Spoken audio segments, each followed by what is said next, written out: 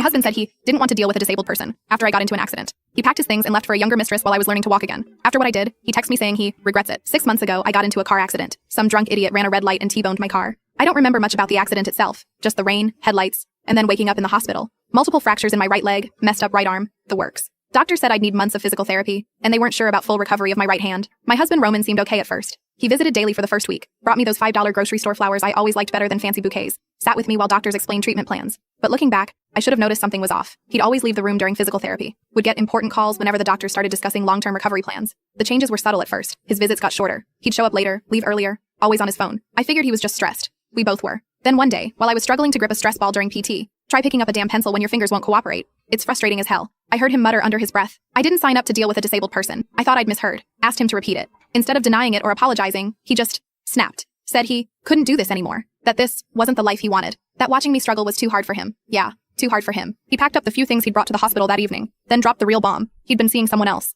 Valentina. They connected a few months before my accident. My accident had made him realize life was too short, or some bullshit like that. While I was learning how to walk again, he moved in with her, cleared out our joint account first. $6,400 we'd been saving for car repairs and a vacation. Not a fortune, but it hurt. Here's where karma kicked in. No elaborate revenge needed. Reality hit them both pretty hard. See, Roman had been playing sugar daddy with money we didn't have. Maxed out credit cards taking her to fancy restaurants. Bought designer clothes trying to keep up with her Instagram lifestyle. He'd even told her he owned his condo. He did not. Meanwhile, I moved in with my sister Madeline. The first week, I couldn't even go to the bathroom by myself. Try wiping with your non-dominant hand while keeping balance on one leg. It's a nightmare. Madeline had to help me shower, had to wash my hair for me because I couldn't lift my right arm high enough. I'm 32 years old, and my little sister had to help me put on my underwear. She never complained, but I cried every time. The medical bills were another nightmare. Even with insurance, the co-pays for physical therapy 3 times a week were killing me. Madeline helped where she could, but she's a teacher. It's not like she's rolling in money. I had to dip into what little savings I had left after Roman cleaned out our joint account. Every time I opened another bill, I thought about how he was probably spending money on fancy dates with Valentina while I was choosing between physical therapy and new compression garments for my leg. Last week, the text started, "I miss you, made a huge mistake. Can we talk? Vale doesn't understand me like you do." From mutual friends, I heard the real story. Valentina got tired of his temporary financial difficulties.